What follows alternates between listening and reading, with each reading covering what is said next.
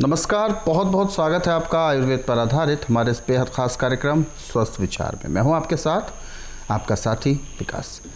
दर्शकों, स्वस्थ विचार एक ऐसा कार्यक्रम है जो आपको आयुर्वेद से जोड़ता है, जो आपको प्रकृति के उन गुणों से जोड़ता है, उन गुणों के बारे में आपको जानकारी देते हैं हम इस कार्यक्रम के माध्यम से, जिसके माध्यम से आप अपने शरीर को तंदुरुस्त, स्वस्थ और सुखी रख सकते हैं।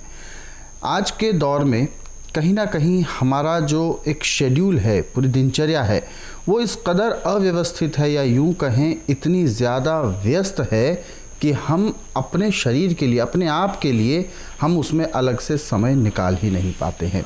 काम का बोझ, समय की पाबंदी और भी कई तरीके की ऐसी चीज़ें हैं जिस वजह से हम अपने आप पर ध्यान देना भूल गए हैं। और दूसरा सबसे बड़ा कारण होता है हमारे शरीर के अस्वस्थ होने का कि हम यदि चाहें भी अपने शरीर पर ध्यान देना तो हमें सही जानकारी भी नहीं होती कि हम किस तरीके से कम समय में ज़्यादा ख्याल रख सकें। केवल आराम देना ही शरीर के लिए काफ़ी नहीं है, बल्कि शरीर को आपको कुछ ऐसी प्रक्रियाएं हैं, कुछ ऐसे उपचार हैं, दिनचर्या में कुछ बदलाव हैं, भोजन में ऐसे बदलाव हैं जिनको करने से हम अपने आप को स्वस्थ रख सकते हैं। इन सभी विषयों में हमारा मार्गदर्शन करते हैं जाने माने आयुर्वेद के ज्ञाता गायत्री सिद्ध पंडित श्री लक्ष्मण दास रतन भारद्वाज जी।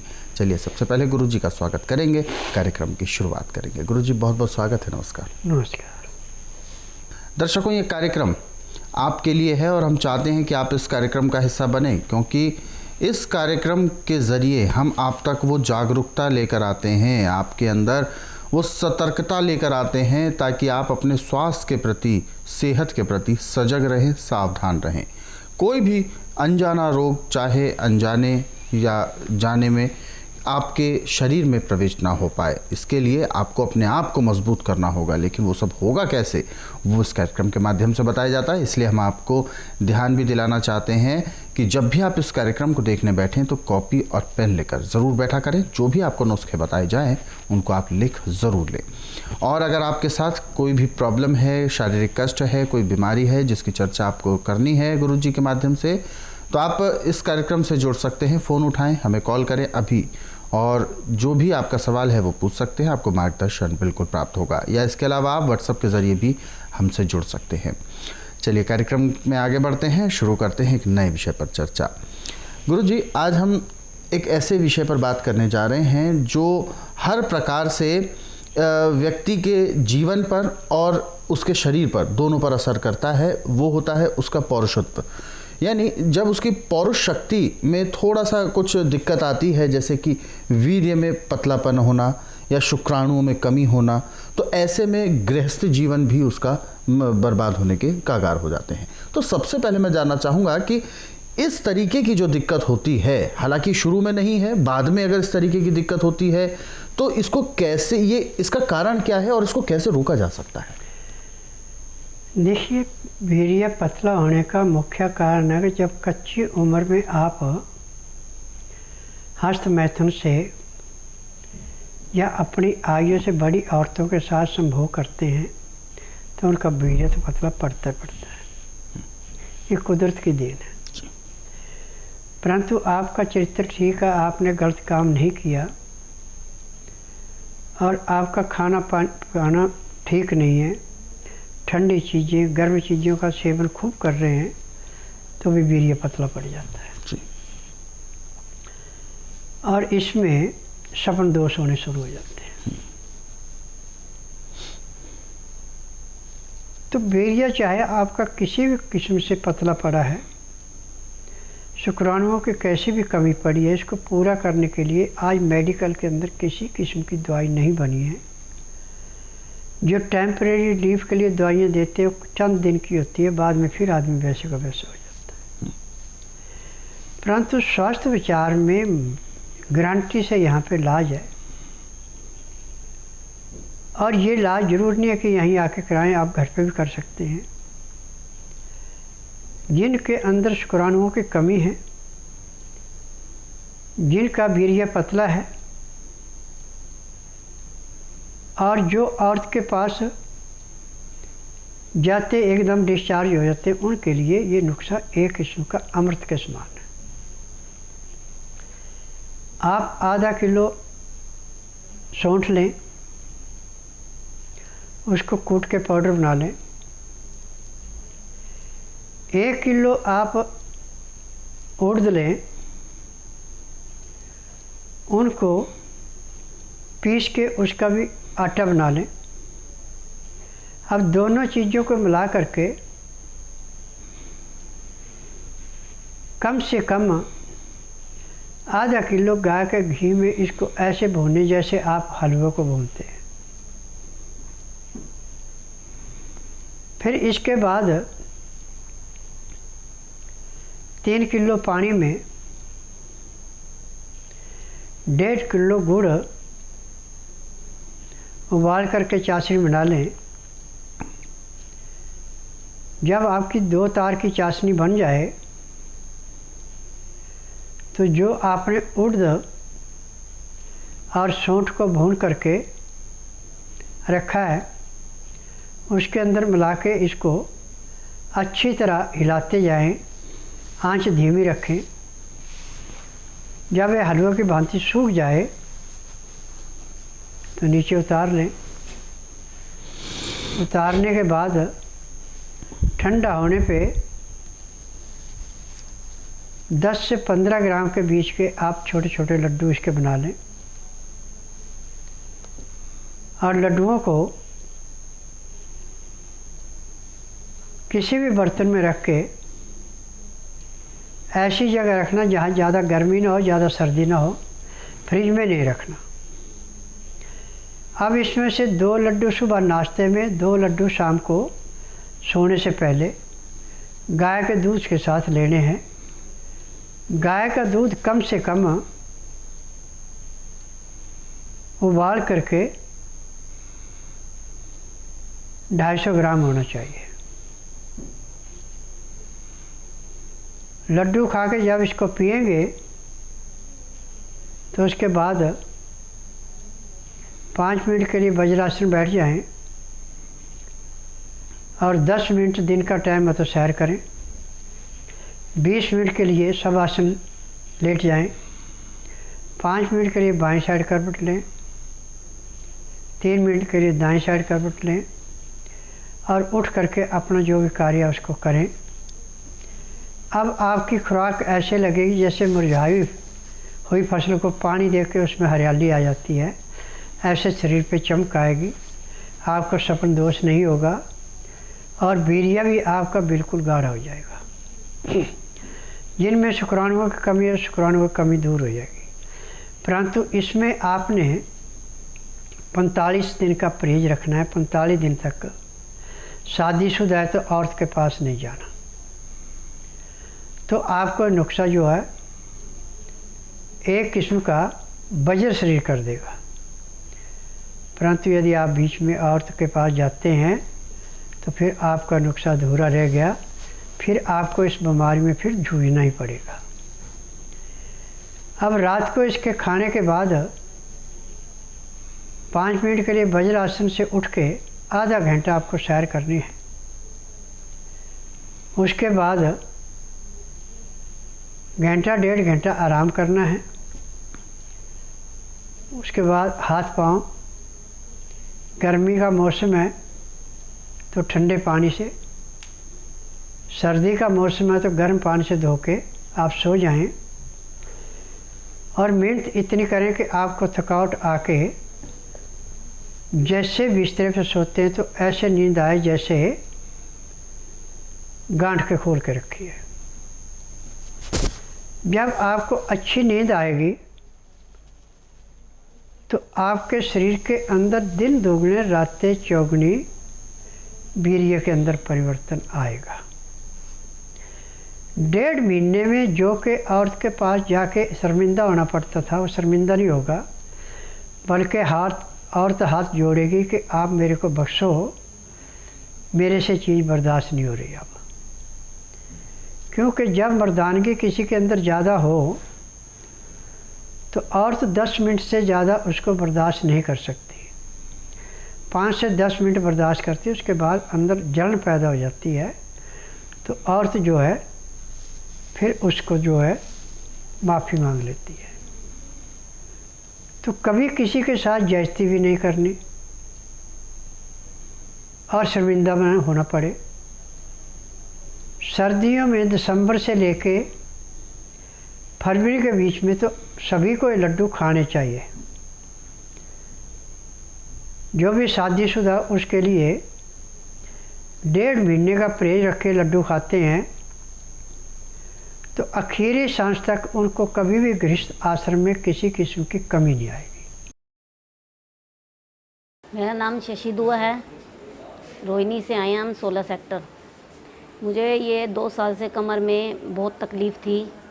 मैं जगह जगह हॉस्पिटल गई 3-4 बार, और जिन्होंने कहीं बताया मैं वहाँ भी गई थी, पर मुझे हॉस्पिटल से आने के बाद 2 दिन रिलीफ़ मिलता था। मैंने बहुत दवाइयाँ खाई हैं पर मुझे कुछ फ़र्क नज़र नहीं आया। सिर्फ 1-2-4 घंटों का आता था दवाई खाने के बाद। लेकिन एक दिन मेरी मदर इल्ला टीवी पे प्रोग्राम देख रही थी इनका, बोले बेटा हम उधर चलते हैं, पर मुझे कुछ लगा नहीं कि उधर जाने से ठीक हो जाऊंगी, पर मैं उनके साथ चल पड़ी। जब यहाँ आई तो उन्होंने मेरी नस वगैरह हाथ से दबा कर देखा तो कह रहे बहुत ज़्यादा तकलीफ़ है। उस टाइम मैं चल भी नहीं पा रही थी, लेकिन उन्होंने मुझे 15-20 दिन की दवाइयाँ दी, वो मैंने खाई। 1 हफ़्ते बाद भी जो है मैं चलना शुरू कर दिया था। लेकिन अब मुझे ऐसा लगता है कि मुझे दवाई खाने की ज़रूरत भी नहीं पड़ेगी, और उन्होंने खाना पीना भी सब अब 1 हफ़्ते के अंदर शुरू कर दिया है कि आप सब कुछ खा सकते हो। हाँ, बेल्ट के बिना भी मैं चल लेती हूँ, लेकिन मैं अपनी मर्ज़ी से लगाती हूँ बेल्ट। अब बेल्ट तो मेरी उन्होंने पहले दिन ही बोल दिया था कि इसको लगाने की ज़रूरत ही नहीं पड़ेगी। मैंने अपनी मर्ज़ी से ही लगाई है 10-15 दिन बेल्ट, जब मैं जीने वगैरह ऊपर चढ़ती हूँ। वैसे ज़रूरत नहीं है, अब हल्की हल्की है, वो भी मतलब ठीक लगता है ऐसे।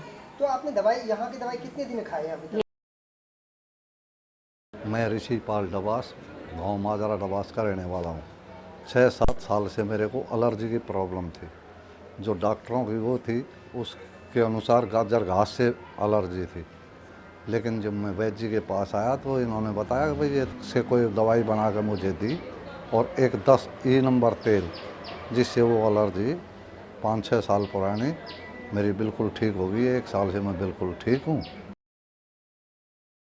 फिलहाल हमारे साथ दर्शक हैं लाइन पर, आइए उनसे बात करते हैं। हेलो हेलो, गुरु जी नमस्ते। जी नमस्कार सर, जो है मतलब मेरे पापा को जो है खाने की नली में समस्या है। 3 महीने से मुझे पता चला है, जनवरी। जी देखो बेटा, बीमारी कोई भी है यहाँ बताने की ज़रूरत नहीं होती। यहाँ का नियम है कि जिस दिन आना उस दिन बुधवार नहीं होना चाहिए, गुरुवार से लेकर मंगलवार के बीच में आओ। जिस दिन आना उस दिन रात्रि 10 बजे तक खा पी के दातन कूड़ा करके बड़ी इलायची मुंह में रख के चूसते रहें। सुबह 9 से 10 के अंदर नामकरण कराना। 10 से 12 में दवाई देता हूँ। नाड़ी परीक्षण करके पैर के तलुए से सिर के बाल तक की MRI, CT scan, x-ray, ultrasound, ECG, sonography सब कुछ 5 सेकंड में हो जाते हैं। उसके बाद जो दवाइयाँ खाने की हैं, पीने के, मालिश करने के तेल है, ठीक ढंग से करते हैं तो जिस दिन रोगी आता है उसी दिन उसको 10 से 15% का आराम मिल जाता है। 15 दिन में 50 से 60% का आराम मिलता है। 1 महीने में रोग बिल्कुल समाप्त होता है। ये रोग जो है इसका मेरे पास तो परमानेंट इलाज है। बाकी जो आप आयुर्वेद में, यूनानी में, होम्योपैथी में, नेचर चिकित्सा में जाएंगे, वो सिर्फ आपको दवाइयों से उस अंग को शून्य करेंगे, रोग को समाप्त नहीं कर सकते। परंतु यहाँ पे हर एक रोग को जड़ से समाप्त करते हैं, और किसी को 1-1.5 महीने से फालतू दवाई नहीं खानी पड़ती। अगले सवाल की ओर रुख करते हैं, और अगला सवाल हमारे सामने भेजा है दिनेश कुशवाहा जी हैं ग्वालियर से, और इन्होंने कहा है हाथ पैरों में बहुत जलन रहती है, BP की समस्या भी है, भूख नहीं लगती है। देखिए, जब किसी का पित्त बिगड़ जाता है या लीवर फैटी हो जाता है या लीवर पे चिकनाहट जम जाती है तो भूख कहाँ से लगेगी। और इससे हाथ पाँव में जलन तो होती है, परंतु सबसे बड़ी देन यह है कि उसको नींद भी पूरी नहीं आती। यदि आपने अपने रोग से मुक्ति पानी है तो आप बुधवार छोड़कर गुरुवार से लेकर मंगलवार के बीच में मेरे आश्रम में आइए। जिस दिन आश्रम में आना उस दिन रात्रि 10 बजे तक खा पी के दातन कूड़ा करके बड़ी इलायची मुंह में रख के चूसते रहें। सुबह 9 से 10 के अंदर अपना नामकरण कराएं। 10 से 12 में नाड़ी परीक्षण करूँगा। नाड़ी परीक्षण में पैर के तलुए से सिर के बाल तक की MRI, CT scan, x-ray, ultrasound, ECG, sonography सब कुछ 5 सेकंड में हो जाते हैं। उसमें जो भी रोग जहाँ भी मिलता है उसकी दवाइयाँ दी जाती हैं, खाने की हैं, पीने की हैं, मालिश करने के तेल हैं, आँख में नाक में डालने की दवाई हैं, और शाम को 3:30 बजे एक्यूप्रेशर करके उसी दिन 15 से 20% का आराम मिल जाएगा। और यदि दवाई नियम से खिलाएंगे तो 1 महीने में पूर्ण रूप से स्वस्थ भी हो जाएंगे।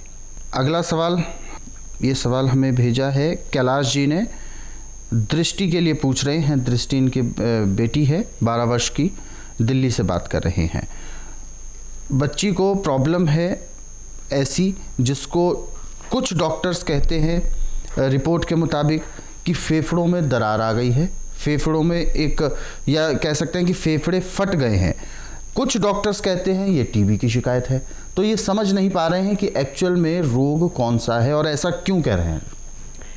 देखिए, मेडिकल साइंस में थ्योरी पढ़ाई जाती है, यहाँ प्रैक्टिकल नहीं होता। मेरा प्रैक्टिकल है और मैंने थ्योरी नहीं पढ़ी है। आज मुझे 10,000 जड़ी बूटी की पहचान है जिससे मैं दवाइयाँ बनाता हूँ। आप अपनी लड़की को बुधवार छोड़कर गुरुवार से लेकर मंगलवार के बीच में किसी दिन भी मेरे पास ला सकते हैं। जिस दिन लाना उस दिन रात्रि 10 बजे तक खिला पिला के दातन कूड़ा खुरा के बड़ी इलायची मुँह में चूसने के लिए दे दें। सुबह 10 से 12 इसका नामकरण कराना, 10 से 12 मैं नाड़ी परीक्षण करूँगा। नाड़ी परीक्षण में पैर के तलवे से सिर के बाल तक की MRI, CT scan, x-ray, ultrasound, ECG, sonography सब कुछ 5 सेकंड में हो जाएंगे। उसके बाद दवाइयाँ खाने की हैं, पीने की है, मालिश करने का तेल है, आँख में नाक में डालने दवाई है। जब नाक में दवाई डालेंगे तो उसके 10 सेकंड के बाद लड़की अपने आप कहेगी कि मुझे इतना आराम मिल गया। अब ये दवाई यदि आप नियम से खिलाते हैं, परहेज करते हैं, तो 15 दिन में इसको 50% आराम मिल जाएगा, 1 महीने पूर्ण रूप से स्वस्थ हो जाएगी। परंतु एक बात का ध्यान रखना कि यहाँ पे कमीज सलवार पहन के है, सलवार नाड़ी वाली पहने के, उसमें प्लास्टिक लगा रखे तो नाड़ी परीक्षण नहीं होगा, और पैंट पहन के आएंगे तो भी नाड़ी परीक्षण नहीं होगा। क्योंकि मैं नाड़ी वैद्य हूँ, जो मुझे नाड़ी में चीज़ें मिलती हैं मैं उसको सब क्लियर कहता हूँ। औरत के लिए पैंट पहनना और प्लास्टिक की नाड़ी की जगह पे प्लास्टिक पहनना एक किस्म का, ये समझो कि अग्नि में हाथ देने वाली बात है। इसमें ना तो उसका मासिक धर्म पूरा आएगा, ना उसका पेट साफ होगा, और अंदर जाके 36 किस्म के रोग पैदा हो जाते हैं। तो बिल्कुल आपकी ये जो दिक्कत है ये बिल्कुल दूर होगी, लेकिन इसके लिए स्वस्थ विचार आश्रम आना होगा। अधिक जानकारी के लिए हेल्पलाइन नंबर्स पर कॉल कर सकते हैं, नंबर आपके टीवी स्क्रीन पर है। अगला सवाल हमें हमारे लिए भेजा है, रोगी का नाम है तमन्ना गणपति पाटिल, 20 वर्ष की उम्र है और कोल्हापुर महाराष्ट्र से बात कर रहे हैं। आँखों की दिक्कत है, यानी कह सकते हैं कि इन्होंने कहा है कि वो धीरे धीरे बालक दृष्टिहीन होता जा रहा है, आँखों के जो पर्दे हैं वो अस्पष्ट होते जा रहे हैं। देखिए बेटा, आज पूरे संसार के अंदर मेडिकल साइंस में लेंस तो फिट कर सकते हैं, परंतु यदि पर्दे के अंदर किसी किस्म का जाड़ा आ चुका है या नसें अंदर से सिकुड़ गई तो इसका उपचार बिल्कुल नहीं है पूरे संसार के अंदर, परंतु स्वास्थ्य विचार में है। आप टीवी के माध्यम से देखेंगे कि एक पुन्ना से औरत आई थी मेरे पास, ऐसे बहुत मरीजों के इंटरव्यू हैं जिसको डॉक्टर ने सब जगह जवाब दे दिया था कि इसकी लाइट नहीं आएगी।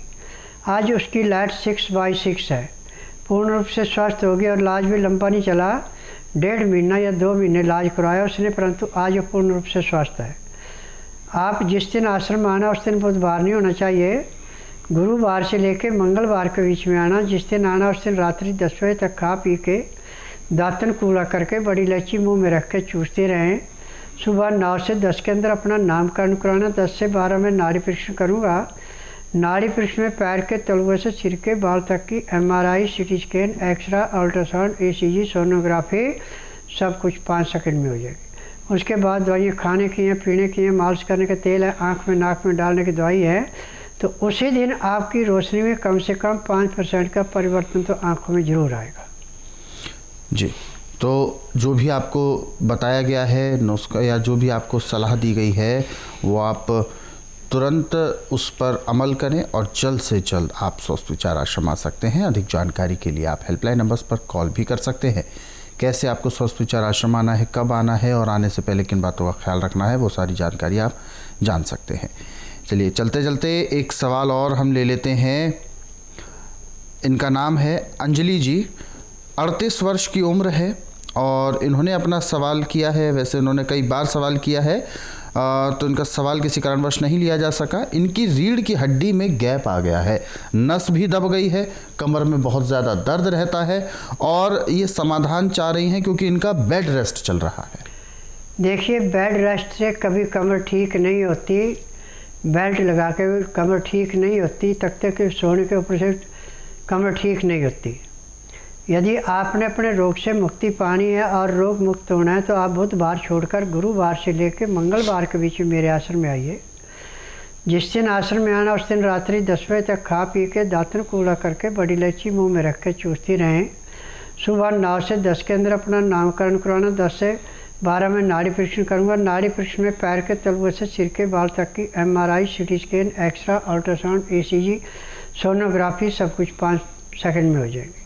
उसमें जो भी कमी शरीर के अंदर पाई जाएगी दवाइयाँ दी जाएंगी। दवाइयाँ खाने की हैं, पीने की हैं, मालिश करने के तेल हैं। एक पाउडर और तेल मिला के कमर पे पट्टी की जाएगी। पट्टी करने के आज 1 घंटे के बाद आपका एक्को प्रेशर किया जाएगा। एक्को प्रेशर करने के बाद आपको जो आपकी कमर में दर्द था वो बिल्कुल समाप्त हो जाएगा। परंतु ये पट्टियाँ जो है आपको लगातार 15-20 पट्टियाँ करनी पड़ेगी और शाम को 3:30 से 5 के अंदर एक्को प्रेशर करना पड़ेगा और आपका दर्द हमेशा के लिए समाप्त हो जाएगा। यहाँ पे बेड रेस्ट लेने की किसी किस्म की ज़रूरत नहीं पड़ती जी। और दर्शकों, ये जो कार्यक्रम हम आपके लिए लेकर आते हैं, इन कार्यक्रमों के माध्यम से आप बहुत सारी और भी जानकारी जानना चाहते हैं, अलग अलग रोगों के बारे में जानना चाहते हैं तो स्वस्थ विचार पुस्तकों के ज़रिए भी जान सकते हैं, या हमारे इन कार्यक्रमों को अपने जो आपका सुविधाजनक समय है उस पर यदि आप देखना चाहते हैं, जो हमारे लाइव कार्यक्रम हैं इनको यदि आप कल देखना चाहते हैं, अगले दिन देखना चाहते हैं, रिपीट टेलीकास्ट देखना चाहते हैं, तो हमारा यूट्यूब चैनल संस्कृति टीवी, इस यूट्यूब चैनल को आप सर्च करें, सब्सक्राइब करें और उन कार्यक्रमों को जिनमें अलग अलग औषधियों के बारे में बताया गया है, घरेलू उपचारों के बारे में बताया गया है, उन सभी को ज़रूरतमंदों तक शेयर भी ज़रूर करें। फेसबुक के ज़रिए भी आप हमसे जुड़ सकते हैं। हमारा फेसबुक पेज है संस्कृति टीवी। इस फेसबुक पेज को आप लाइक ज़रूर करें। और फिलहाल कार्यक्रम में अब वक्त इशारा कर रहा है विराम देने का। गुरुजी, आप हमारे स्टूडियो में आए, दर्शकों को कीमती मार्गदर्शन दिया, आपका बहुत बहुत धन्यवाद।